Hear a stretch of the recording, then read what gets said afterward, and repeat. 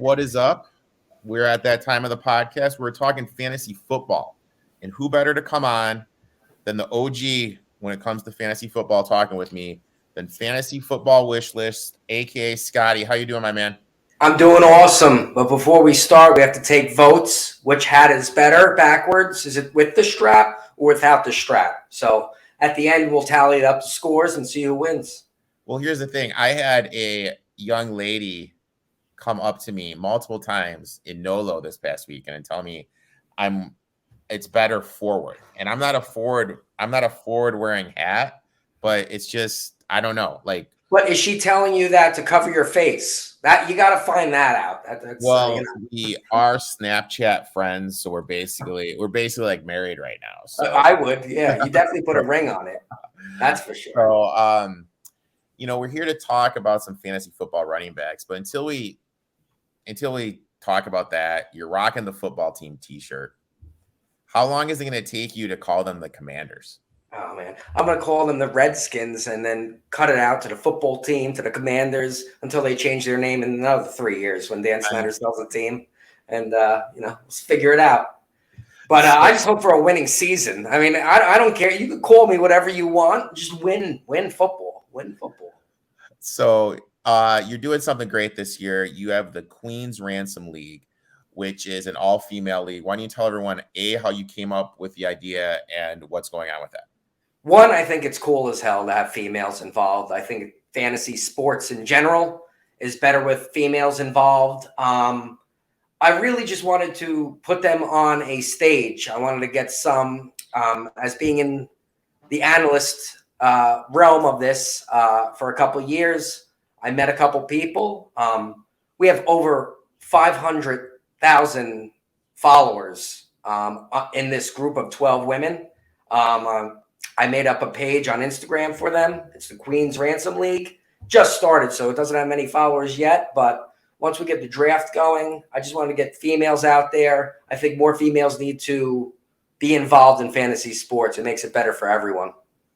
I agree 100%. Now,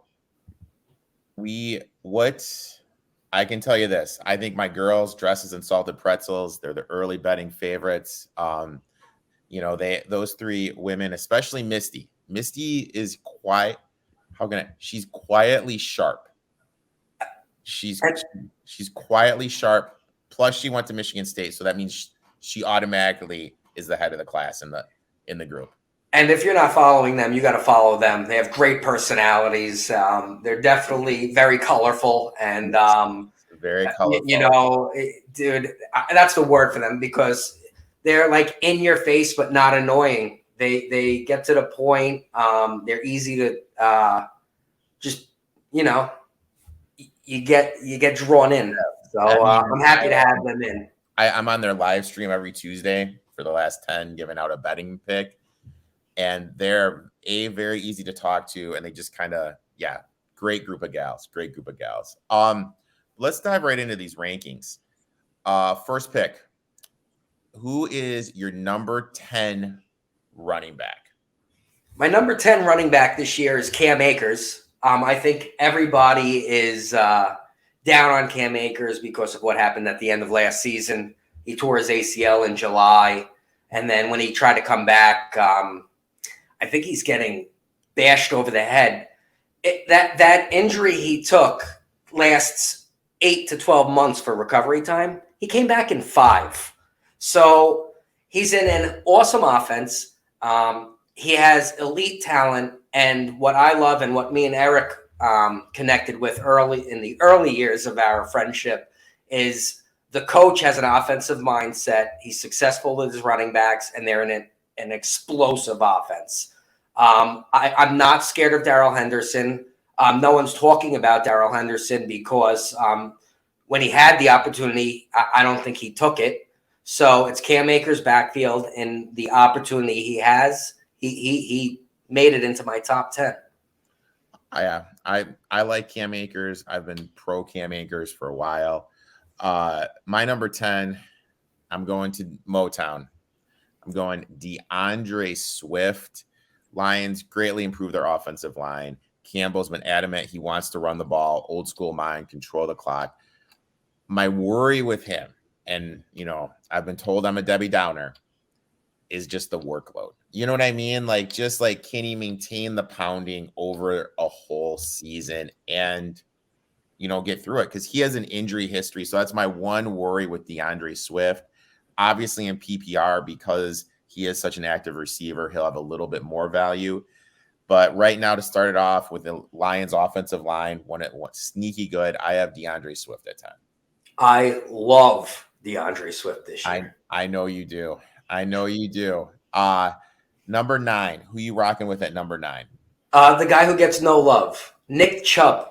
Nick Chubb, all he does is rush for over 1,000 yards, has at least 8 touchdowns every single year, and Kareem Hunt is getting less and less scary from taking work away from Nick Chubb. That whole mess with Deshaun Watson in Cleveland is scary, but can't take away from Nick Chubb's workload and his year after year success with succeeding in the league. And did you see him lift the 600 pounds squats? That's almost as much as I can squat. Like, I can squat 605. I have those two little 2.5 plates at the end when I'm squatting. So, he's almost at my level. I could squat 600 as well, but my decimal point is after the first 0. Here's my thing. You mentioned Kareem Hunt, and I was going through this, and this absolutely blew my mind. Right leg alone, he's had 6 flipping injuries. Yeah. 6 injuries to one leg. Like, just let that absolutely just sink in. It's mind-boggling to me that, Eric, as you get older, do your injuries get easier? Oh my God. Like, I don't want to go through everything I have to do to my body that's like just slowly breaking down. Yes. From breathing too heavy? Oh my God. It's just brutal. I mean, I was a D1 athlete, sniffed out a little low-level pro, and my body is just deteriorating. I mean, I got shoulder, elbow, knee. And when you see one guy have 6 injuries to one leg, it is a little worrisome. I love Chubb. I have him a little bit higher than you. My number 9, and this is when I'm going to catch flack from people. Derrick Henry, number 9. I'm worried about the injury. I'm worried about them losing some guys on the offensive line. And I'm worried about Tyler Lewan, who just hasn't been the same since the ACL injury. So I have Henry at number 9. The guy's a beast. He didn't look the best when he came back. And I don't know. I have Henry at 9. I'm just down on him this year. Absolutely. And in years past, I gave Henry no love, and I was with you. But after he proved me wrong the last 2 years, I mean, except for the injury that happened last year, I kept bashing Henry. And I'm like, guys, relax. But how you're feeling, I think we're turning the opposite here. But he doesn't have many years left either. He's getting older. He's big. And he's a big man. He's getting hit. He's getting into like 30 car accidents a game. Every time, like Reggie Bush said it in a speech, he said, getting hit in football is like getting into a car accident. And Derrick Henry touches the ball 30 times for that team, and they're going to be a horrible team this year. He's going to be in 30 car accidents a game. So can his body hold up? It's just that wear and tear just gets to you. Yeah. 8. Who you rocking with at 8? At 8, I have Joe Mixon. Joe Mixon, the Cincinnati Bengals, surprised a lot of people last year. Jamar Chase proved he's an elite wide receiver. Joe Burrow still has that connection from college.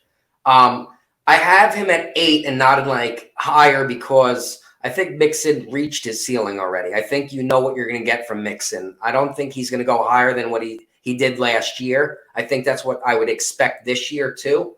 I think, I was surprised with Samaje Perine as a backup who, as well as he played when he was told to come in. Not saying that he's going to split carries or anything, but I think Mixon hit his ceiling already, and for people to expect higher than what he did last year is unrealistic.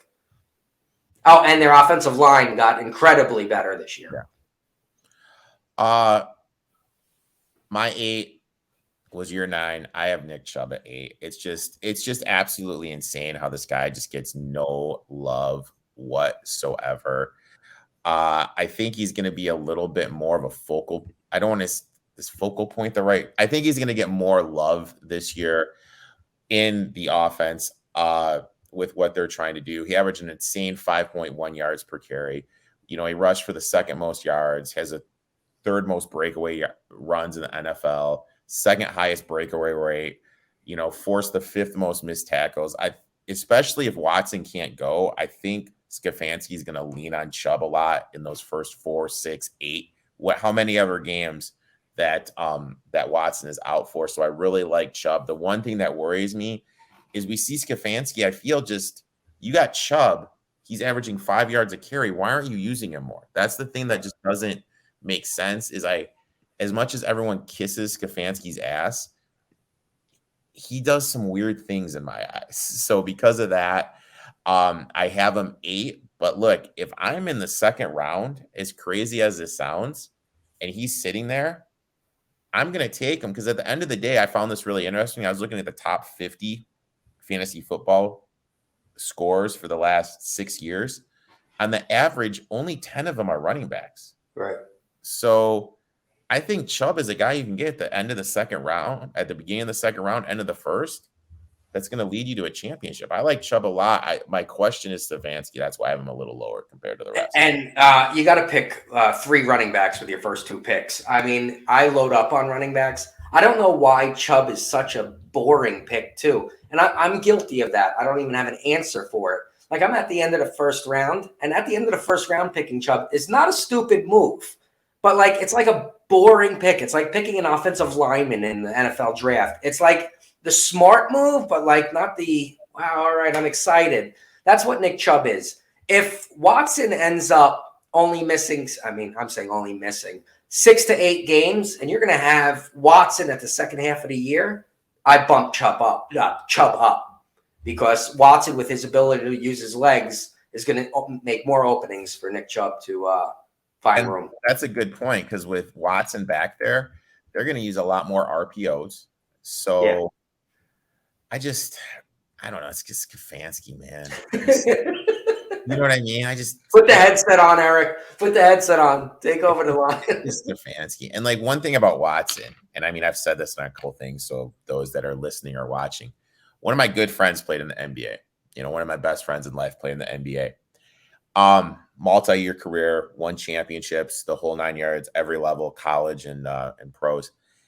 His masseuse traveled on the road with him to games throughout the whole NBA season because he was, but like that just shows like what these athletes are like. They're not going to go to some rando for a massage. So that's why I think there's a little. Was it a male or female masseuse? He had a male. Yeah, be safe, dude. Be safe. Yeah, he had a male. I mean, it's just, but like literally, like when they would go on like 7-10 game road trips, he is paying for this guy to travel, so that way he can take care of his body. Because I mean, to play in the league as long as he did, you have to be able to take care of your body. For sure. My number 7, and you know what? This is worrisome because he's 26 years old. He's had season-ending injuries the last 2 years. Christian McCaffrey. And the one thing about McCaffrey that stood out for me is they are switching to a zone running scheme. And his first 2 years, when they did have the zone running scheme, he averaged over 5 yards a carry. So I don't think you can give him 20 plus touches a game. But if he's getting 15, 12 carries, averaging 5, a factor in the passing game, I think he can have a decent season with how McAdoo, the new offensive coordinator, and Rule like to play, run the ball, play defense. I think McCaffrey could have a decent season, so I put him at 7. Well, he has been successful with bad quarterbacks. He has been successful with bad coaches. So it's hard to go against Christian McCaffrey. we just don't know if he can stay healthy. That's the thing. At the end of the day, can McCaffrey stay healthy? And I'm banking no, but with the setup, that's why I love it. I love it. that's why I have him high. All right. I'm going to go with my number 7. I actually have Aaron Jones, another old man. So I guess we're going at our number 7s. We're going with the 27-year-old guys. Okay. Aaron Jones. I don't think AJ Dillon is going to have less carries. I think AJ Dillon will get more carries this year. I think he will take more pressure off of Aaron Jones, which will, in my opinion, prolong Aaron Jones's season. Like Aaron Jones, you're scared of his health risks, but with AJ Dillon, I think it's actually going to be positive because his average, Aaron Jones is, his average when Devontae Adams is not in the lineup is 6 receptions a game and over 50 yards a game receiving. That's not even including his rushing attempts. So with Devontae Adams out, and you could talk about Christian Watson, you could talk about Lazard. They're not Devontae Adams. They're not Randall Cobb in his prime. They're going to rely on A.J. Dillon this year and Aaron Jones. And Aaron Jones, let's say he gets 15 carries instead of 20. I'm fine with that with his 6 catches and 50 yards receiving. So you're looking at a 70-catch season for Aaron Jones this year, and that's why I have him at number 7. I love Aaron Jones. I'm looking at Fantasy Pros right now. He's got an ADP of 23. He's RB 13. That means, end of the second round, you could possibly get Aaron Jones. Why don't you tell everyone your number 6? My number 6 is Najee Harris. He would be higher if I had more faith in the Pittsburgh Steelers. I don't have faith in the Pittsburgh Steelers this year. I think they're in like a rebound mode. I'm not so high on Kenny Pickett right now. But I'm not going to ignore that he had 300 carries and 70 catches last year. So on volume alone, I have Najee Harris at number 6. You're not high on small hands? I have small hands, and I think he has smaller hands than me. I mean, he got some small business. He needs bigger gloves. My number 6, you just talked about him, Aaron Jones. I'll just piggyback on what you said. Just looking at it, he has the 9th most touches, 6th most total yards, 5th most fantasy points of all running backs over the last 3 years. He also has the 6th most targets and receptions in that same span. And with the departures of Adams and MVS, you just have to expect that to go up. Also, losing Adams, I think this is going to be more of a run-based type offense. So I love Aaron Jones. I mean, I'm going to be doing a backflip if I can get to him at the end of the second round. And I'll be honest, like I want to run, we're halfway through and I want to run this concept by you because I was thinking about this. Based on what I said about 10 running backs being in the top 50 of scoring, what I think I'm going to do, my strategy is going to be, is I'm going to list my top 10 running backs. Okay, so right now I have Aaron Jones at 6. If I don't get, as soon as these guys are off, I'm going to start drafting wide receivers and then circle back in the 3rd or 4th round to get for, say, like a Josh Jacobs, who I like. What do you think of that strategy? I'm going to turn that around to, we're talking, and just in our top 5, we're up to number 5. We just named our 10 to 6, so 5 guys. They have values in the second round, so you could even go with a Jefferson, Chase, Adams in the first round and get like a Chubb in the second, Aaron Jones in the second. And there are other names that we're going to mention in the future in a short bit, but I could get what I love to load up on running backs. I don't care. It takes away from the injury risk for me. And the more I get running backs, will put more pressure on the other teams in the league to panic. And while they panic on an average running back, I'm still going to get my wide receivers that have value. So me personally, I love to just you're a running back hoarder. I'm a running back hoarder. I'm going to take them from you. Let's call a spade a spade. You're a running back hoarder. I am a running back quarter. I pick 5 running backs with my first 3 picks. That's what I do all the time. And we were in a league last year. My first 3 picks were Akers before he got hurt, Swift, and Antonio Gibson were my first 3 picks. So I go running back, running back, running back. Number 5. Who you got? Number 5, I have Dalvin Cook. Fantasy elite. Fantasy running backs have like a 3 to 4 year lifespan being elite, and then they either drop off. Like they usually start their season slow, and then they go into their 3 or 4 season elite status, and then they drop off. I think he's on the brink of his elite status right now. This is going to be the last year you're going to see Dalvin Cook in the first round, but with the offense and the Justin Jefferson gritty. He's a safe first round pick in Dalvin Cook. Once the first couple go and you see like Jefferson go, Dalvin Cook is the first all right, he's the last safe pick, I believe, as a running back 1. This is where we get juicy because I disagree with you. I disagree with you, but we'll circle back to that later. You got it. My number 5 is J-Dub, Javonte Williams. I absolutely love this guy. He led running backs in broken tackles, rushing attempts per broken tackle, 2nd in RBs last year with missed tackles, 4th, 9th in total yards after contact. This guy's a beast. And the thing that's going to happen in Denver this year is they faced most of the most stacked boxes in the NFL last year.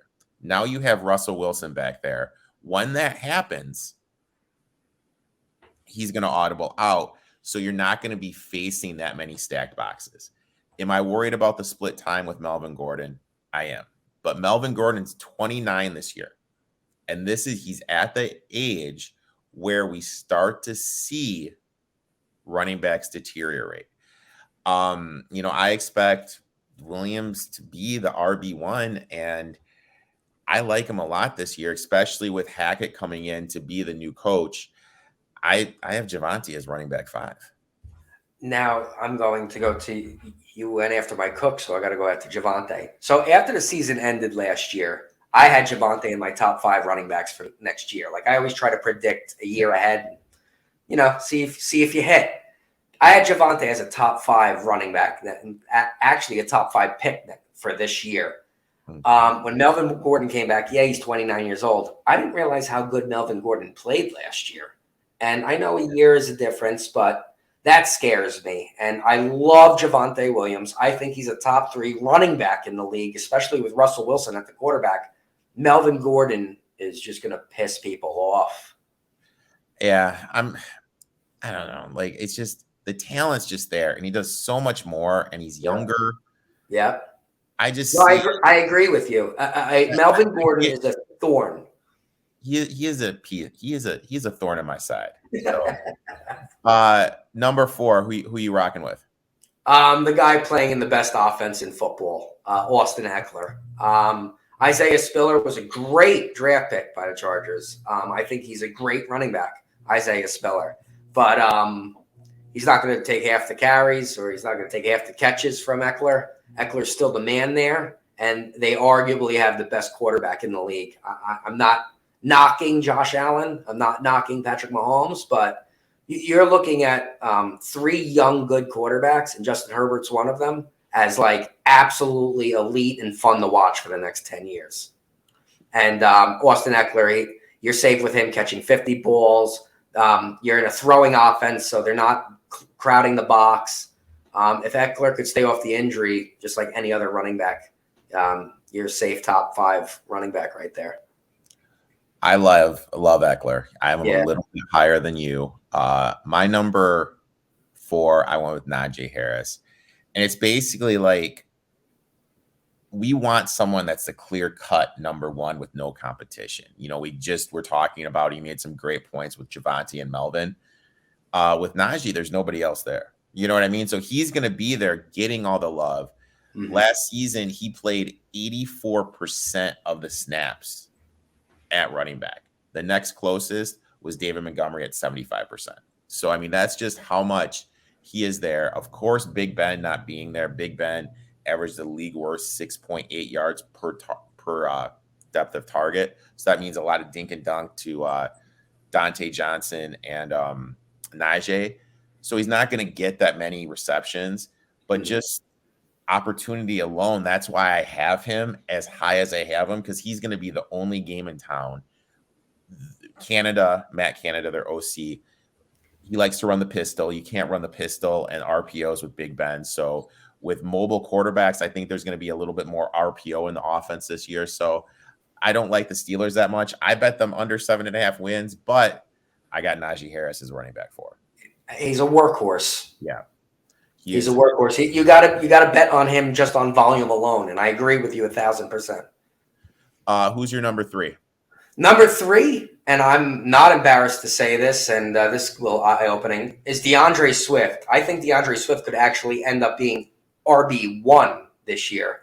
And Eric, I understand you're a Detroit fan, so you're also like me with Washington. You're not going to hype up Washington players like you probably don't hype up Detroit players, correct? No. So with DeAndre Swift, I compare him to Dalvin Cook, and I want you to listen to this. I got these stats. Dalvin Cook's first year, he had 354 rushing yards. Swift's first year, 521. This is what's crazy. Dalvin Cook's second year, 615 yards. Swift's second year, 617 yards. They are parallel to what they're doing. After the first 2 years of Dalvin Cook, oh, he's injury prone. I'm scared of him. He does have the explosiveness, but I'm scared he's injury prone. DeAndre Swift, love DeAndre Swift. He's explosive, but he's injury prone. Explosive, but injury prone. Detroit got better, and DeAndre Swift is parallel to Dalvin Cook. And when Dalvin Cook turned 23, he became an elite running back. DeAndre Swift's 23 years old. This is when DeAndre Swift is going to be on the map. This is when you're going to see Kamara leave, Ezekiel Elliott leave. That genre of running back, elite running backs, are going to step aside, and a new one is going to arise, and DeAndre Swift is going to be one of those guys. So I have him at number 3. As a Lions fan, I am just so used to being let down. So like you know what I mean? Like yes, I know exactly what you mean. I have Lions offensive line, one of the better ones in the league. So I completely agree with everything you say. It's just that I'm so used to being let down as a Lions fan that is what I'm expecting. But I could easily see Swift being that high, a top 3, top 4, top 5 type guy. My number 3, he was your number 4, Austin Eckler. I had him as my number 2 running back last year, and that's basically what he finished as. But something big has happened this year I almost said San Diego, excuse me, Los Angeles, and nobody is talking about it, but I'm going to talk about it. They hired Brandon Nugent from the Saints as their offensive line coach. When Nugent was the Saints offensive line coach, 2017 to 2021, they averaged an absolute insane 142 yards rushing per game. Holy shit. They added Zion Johnson. You know, they drafted the kid from Northwestern last year. The only weakness is Storm Newton on the offensive line. And now you got Herbert, who's getting better at audibling, better at recognizing defense. This team is basically turning into, because we have to remember Lombardi's our offensive coordinator, old school New Orleans West. And we have to remember how good Kamara was when he first came up. That's basically Austin Eckler right now. And The great thing is with them, you mentioned Isaiah Spiller. With them drafting Spiller, you can handcuff now. Yes. So, like, that's the thing. That's why I have Eckler so high, because there was that little hiccup where he missed a couple games last year where you didn't know who was it. Oh my God, Jackson, or was it the they had some other rando guy. You know, Kelly, Josh Kelly. Yeah. Now you have a guy you can safely handcuff with. So that I love Eckler. That's why I have Eckler as my number 3. And I'll be honest, I may even bump it up. The more I think about it, with them hiring Nugent, I freaking love it. So yeah, I have Eckler, RB number 3. And before you, great points. That is good points on Nugent. I didn't even know that, but I had Eckler last year ahead of Henry. Like that's how I have Eckler. Eckler is excellent. I love him. I absolutely love him. Now number 2. This is when it gets weird. This is when it gets weird because you know what, we differ a little bit. But let's hear it. Who you guys your number 2? My number 2, Jonathan Taylor. And honestly, you could flip flop. Jonathan Taylor. The only reason I have him at number 2 is number 1 ranked running backs usually don't go back to back seasons. The last time I could remember is probably like Priest Holmes, Larry Johnson. But in the past like 5 years, it's a different RB1. You're safe with Jonathan Taylor at number 1. I wanted to be different. Jonathan Taylor plays in a horrible division. He's going to rack up points versus them. He's still going to be the workhorse. He's still going to have the volume. He's still an excellent running back for years to come. And my reason for my number 1, where I'll get to it when it gets to it, will further my point here. But Jonathan Taylor could be number 1, but I have him as my number 2, thinking that he will not repeat as the RB1. See, God damn it. I wish I would. I have Taylor as my number 1. And this is my worry about Taylor. Okay. This is my worry. I went on this little rant when I was previewing the AFC South, excuse me. Do you know how many games off the top of your head he had under 10 points last year? I had him too. And I'm doing 4-point PPR. So you get an extra point for, he had 2 games where he didn't even score 10 points. Okay. 1 game where he scored 10.8, 12.5, 18.4, 19.7, 18, 17.6. If you take out that 53.4 point debacle against the Bills, he's average. You know what I mean? So I have him as my 1. I'll kind of spoil it, but I am legitimately worried about Jonathan Taylor this year. I'm sorry. I have Jonathan Taylor and like Najee Harris as similar. They have no depth on the offensive line. Yeah. Jaguars, they have some talent. Texans defense is going to be better. Titans have Jeffrey Simmons. You know what I mean? With Matt Ryan, you can't do as many shotgun RPO type things they're doing with Wentz. Right. I have Taylor as my 1, but I'm going to be, excuse my language, shitting my pants if I have the 1 pick in my leagues this year, just because I really don't want him. As crazy as it sounds. I know. I don't want the number 1 pick. I don't want the number 1 pick. Give me 2 good players at the back end. Give me the choice of who I'm picking. I don't want to have to make that starting choice. I don't want that at all. I want the back pick, like you were saying, get 2 players I'll be absolutely comfortable with. Yeah. That's what I want.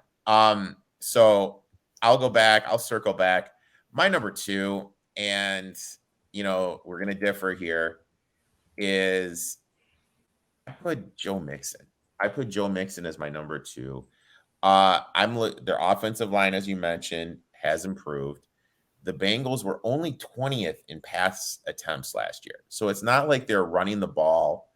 They were 10th in early down runs last season, 6th in early down runs with the lead. So at the end of the day, Zach Taylor likes to run the ball. Mixon was 6th in snap percentage in 2021. He was 2nd only behind Najee Harris in rush share. I think at the end of the day, Taylor still likes to run the ball, and I think Mixon is going to be that guy. Am I concerned about him not being like the quote-unquote 3rd down back? Yeah, I am, but I just think when you get that much volume and you seeing that high of a snap percentage, the 6th highest in running backs, I'm not really that worried about it. So yeah, I got Joey Mixon as my RB2. Who's your RB1? My RB1, and I'm going to try to veer you into you agreeing with me, but I'm going to ask you questions and see if you agree. So I do not believe Derrick Henry is a Hall of Famer right now. Do you agree with that? I don't know. If he retired, would you put him in the Hall? If he retires right now, I say no. Okay, so we're on the same page there. Is Derrick Henry a Hall of Fame player? See, my standard, I think the Hall of Fame is becoming way too easy to get in. Yeah. So here's where I'm getting at, Eric. I do not believe he's a Hall of Fame player right now. If Derrick Henry retired right now, he's not in the Hall of Fame. And I agree with you with that. I personally think Derrick Henry is a Hall of Fame player, though. But to get into the Hall of Fame, he needs to have 2 more Derrick Henry seasons. Mm-hmm.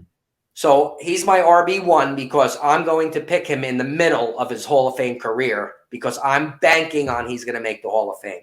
I bet Derrick Henry makes the Hall of Fame, and for him to do that, he needs 2 more Derrick Henry seasons. So give me him as the RB1, and I'll just ride it out that he's going. I'm banking on Derrick Henry with the way he works out in the offseason and his team being god horrific this year. He's going to touch the ball. If he stays healthy, he's untouchable, number 1. So I respectively disagree. And that's going to lead us to our avoids. These are players that we're looking to avoid. They're on our I don't know how you do it. I always make a list. Do not draft this guy. So you mentioned Derrick Henry.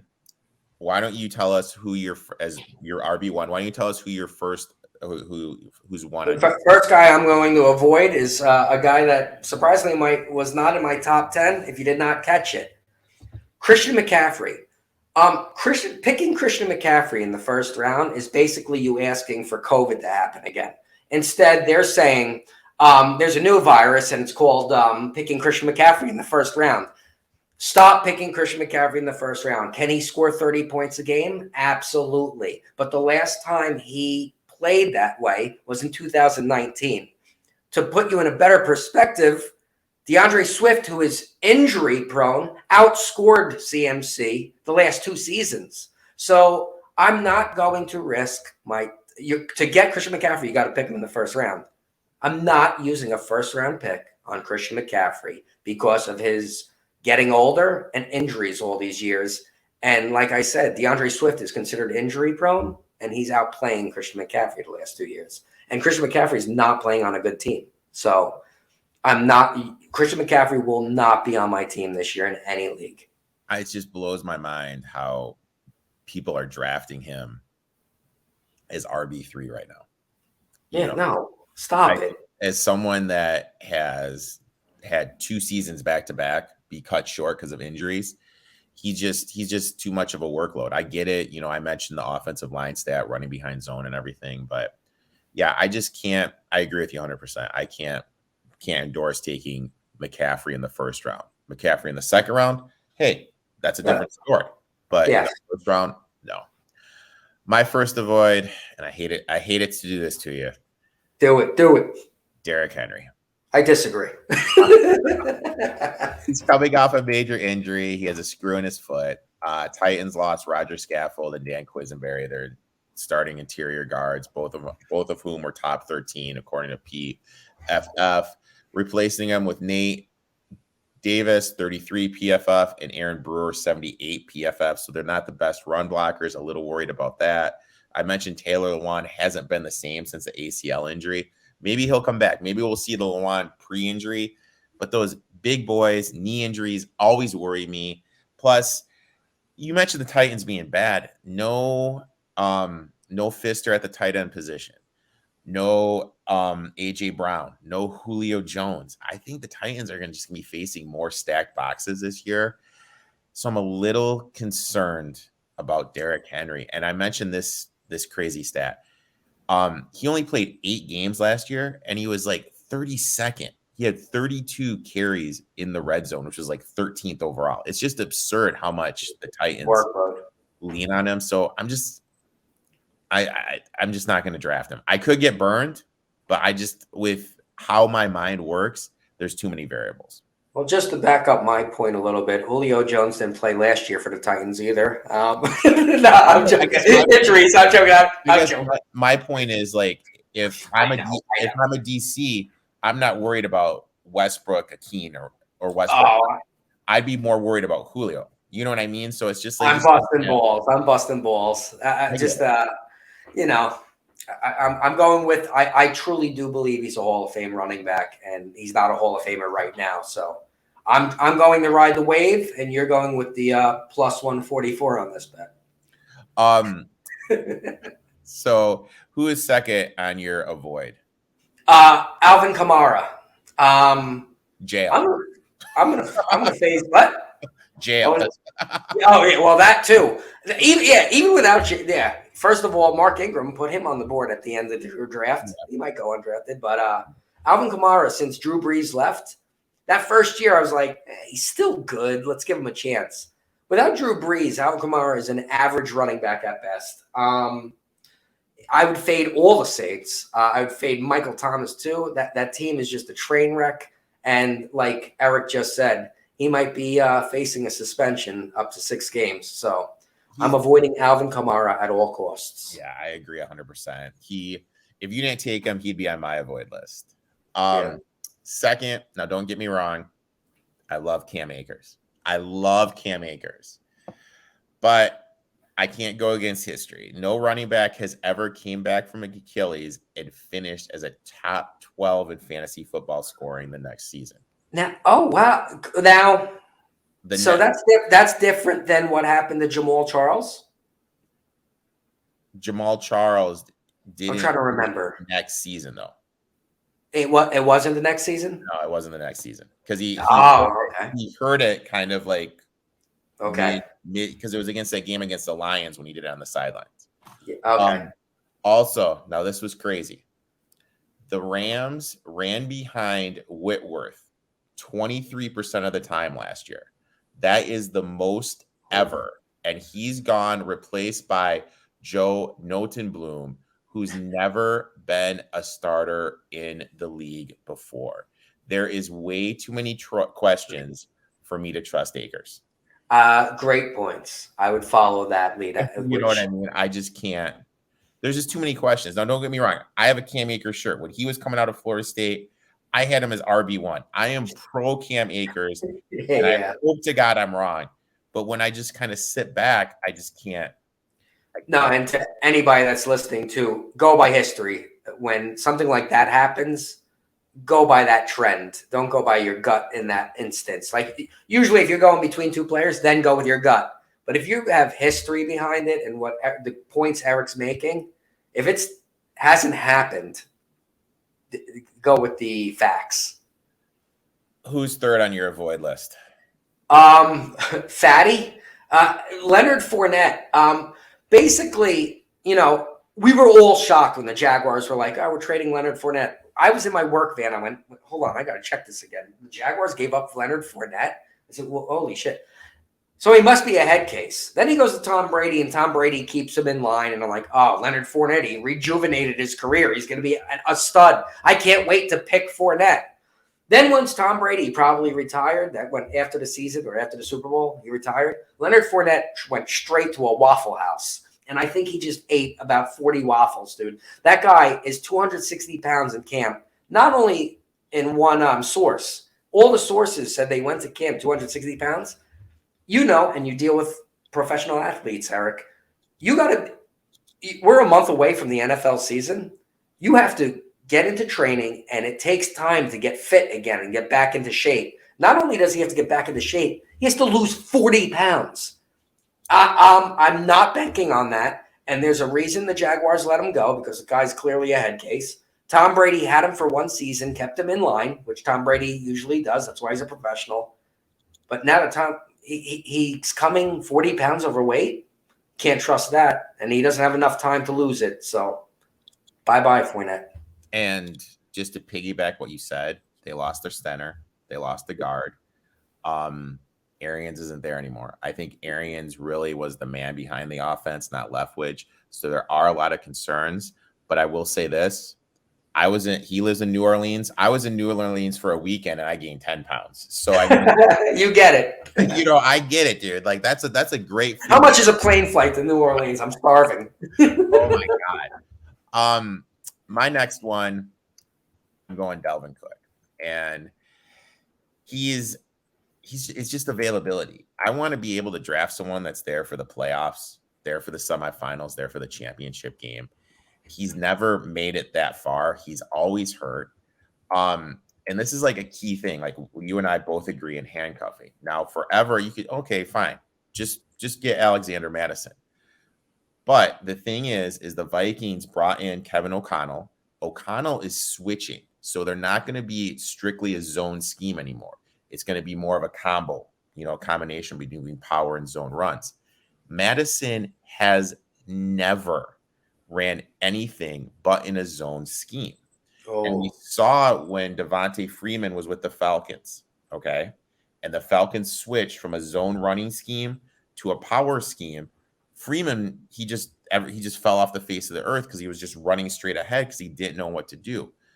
So I see Madison having a similar struggle, and you factor in the handcuff, factor in Cook never being available, and then factor in O'Connell came out and said he wants to run the ball less and have it be more of a short passing game. Cook's never been a good receiver. So there's just, and you're taking away his carries because you want to have more of a short passing game. And I get it because you have Justin Jefferson. I understand it. Switching schemes, no handcuff, lack of availability. That's 3 strikes against Dalvin Cook in my eyes. So he is completely off my board. Oh, wowzers. I know. I'm like Klay Thompson over here, buddy. Shoot or shoot, man. That's it. So now with the targets. So now we're going with the targets. We got 3 targets here. Target number 1. You're making me feel comfortable, maybe for the first time in my life, going wide receiver in the first round. My target number 1, we're talking about guys who get injured a lot, but Saquon Barkley is slipping into the second round. And if you're going to take a chance on Christian McCaffrey in the first, avoid Christian McCaffrey and then take the chance on Saquon Barkley, who is getting his best coach that he's had in his career, having the best offensive line that he's having in his career, and he's also playing for a contract. He has all these 3 things going for him, and if he's healthy, he's an elite running back, and we're talking about this with all the running backs because I guess running back is the position that gets hurt the most because they get hit the most. Barkley has every opportunity right now to succeed. This is his career right here. He knows this is his career. So he's playing for the money. He's playing behind the best offensive line. His QB sucks. So it's up to Saquon Barkley to carry the offense. And I think he does succeed this year. If not, you could stab me in the back, but I'm willing to put in my chips on Saquon Barkley this year, especially in the second round, getting an RB1 like that. I'm safe with that. I'm targeting that.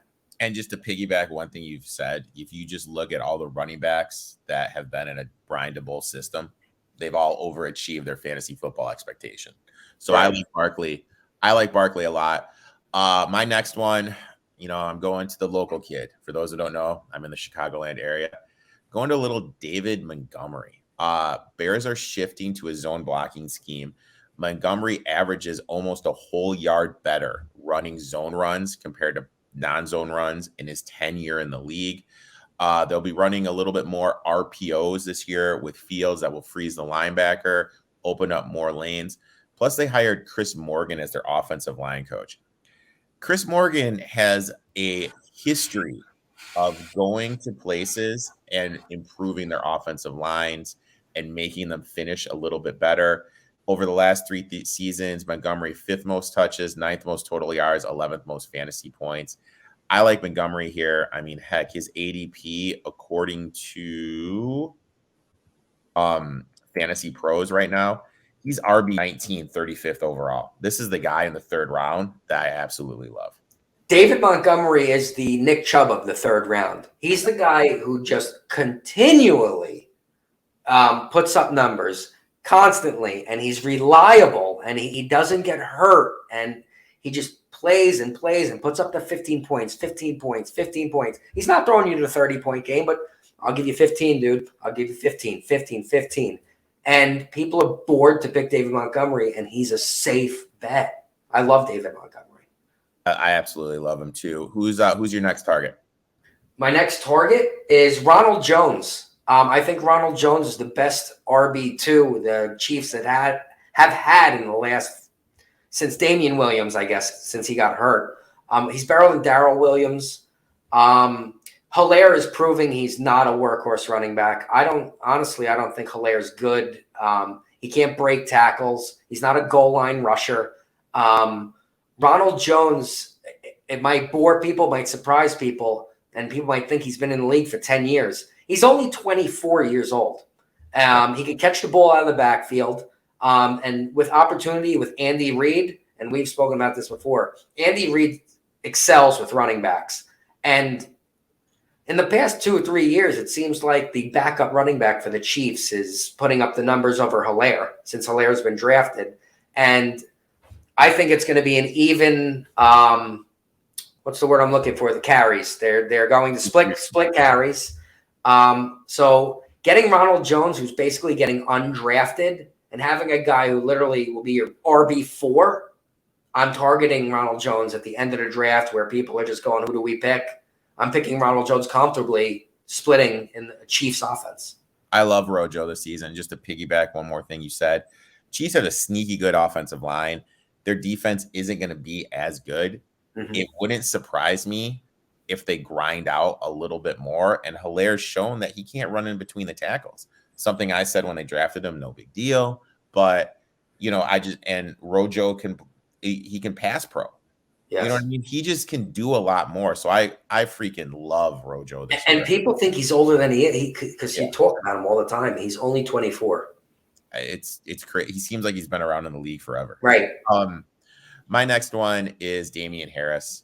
He's going to be their RB1. And the weird thing about the Patriots is they haven't named an offensive coordinator yet. So we really don't know who's calling the plays. If it's Belichick or Patricia, which sadly it could be Patricia, they're going to lean on their defense. They're going to look to run the ball more. Patriots are one of the heaviest rushing teams in NFL. They rushed the 8th most times last year. They have they're going to have a top. They're in my top 10 of offensive line rankings, despite losing Shaq Mason. And also Belichick, he has this history when running backs are entering their final year of their contract and not re-signed, of just absolutely just running them into the ground. And I think that's what he's going to do with Damian Harris. I think he's just going to run this guy into the ground. So, yeah, I like him. I mean, I'm just looking right now at ratings. Damian Harris per Fantasy Pros. I can't even see him right now. But I like him right now. I think he's insanely valued. 3rd, 4th round guy. I absolutely love him. 28. RB 28, 66 overall. I mean, this is a guy. 5th, 6th round. I mean, look. People are drafting Allaire, Singletary, A.J. Dillon, Elijah Moore, Travis Etienne, Bryce Hall, and Antonio Gibson, all before Damian Harris, which doesn't make any sense to me. People are scared. What's your take on Stevenson? People are scared of him, but I mean, I like Damian Harris. Yeah, I mean, just with the history, you know what I mean? I like Damian Harris. I like it. Who's your final one? My final one is basically piggybacking. I have no faith in Leonard Fournette. The Tampa Bay Buccaneers drafted Rachaad White. Tom Brady, usually he's comfortable with running backs too. He's had Danny Woodhead. He had James White. He had Rex Burkhead. Even with Fournette, let's say best case scenario, I don't see Fournette doing what he did last year. Especially, I don't think his head's in the right place. So I thought White was going to get time anyway in this offense. And Tom Brady loves to dump off the ball to his running backs. And I believe Rachaad White's going to step up in that spot, especially with Leonard Fournette being out of shape. But as a bonus, though, I also was between Rashad White and James Cook from the Buffalo Bills. Devin Singletary scares me, but I'm going to keep a good eye on that in August to see the Singletary James Cook competition, because James Cook is definitely a better running back. And if James Cook becomes the running back in that offense, he's going to skyrocket up boards going up until the fourth and fifth round in case if Singletary got hurt or he falls off a cliff. I love James Cook. Like on the Etoft21sports Show, he was the first one I featured on the fantasy football spotlight. Zone runner. Singletary's not a zone runner. You know what I mean? No. Like, and it's unrealistic to expect they're going to run Allen 35% of the time this year. So I love Cook, and I also love the kid from Tampa Bay. Brady's 41. Father Time is undefeated. I think that's a great pull by you. My last one, and God, you know what? It's like I love playing with fire. I just love playing with fire. I'm just throwing out these guys that everyone just cringes at when I say their name. And this is another cringeworthy name I'm going to be targeting. Josh Jacobs.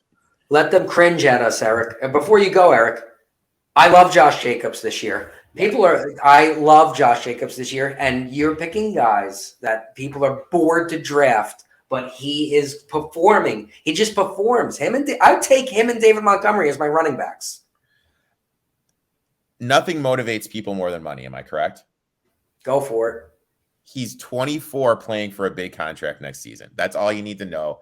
You looked about just producing over the last 3 years. Are you ready for this? 5th most rushing yards, 5th most TDs, and the 9th most fantasy points among running backs. Guy just produces. And Josh McDaniels coming over. Is McDaniels going to follow the template that Bill Belichick has laid out for just running these running backs entering their final season into the ground? I love Josh Jacobs this year. Offense is going to be more explosive. This is going to lead to more red zone production too.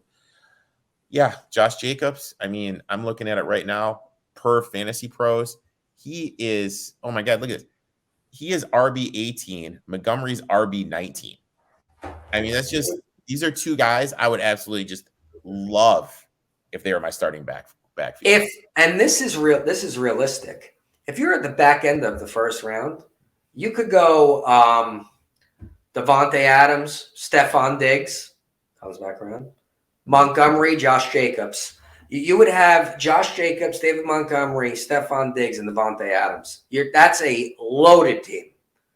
I mean, you would have the running back and wide receiver on the same team, but that was just off the top of my head. But you see where I'm going with it. You're going to get value. I'm looking at it right now. Most teams are 12. Okay. Most teams are 12. You could get, if I'm at the end right now, I could go Stephon Diggs and then either Debo or Tyreek Hill. Right. And then I could circle back and get those two. And that's a pretty good little pull. Yeah, I'd be happy if I'm rolling out those as my starting skill positions. Scotty, thanks for coming on. It's amazing. Every time we come on, we set these like unrealistic goals. Hey man, 20, 25 minutes. 58 minutes later, we're done, my man. Thank you for taking time out of your Saturday to come on. Why don't you tell everyone where they can find you on TikTok and the gram? You guys can follow me on Fantasy Football Wishlist on Instagram. Please give me a follow. Fantasy Wishlist on TikTok. And I do Sunday fantasy football shows on YouTube with the MJT Football Network. Used to be the Warzone Sports Network. They changed their names on me, but come join, and you'll see me with Eric on some shows with him. And I love it. I appreciate you asking me to come on again. Guys and girls, make sure you give Scotty a follow. And you know what? We'll talk soon, my friend. Later, Eric.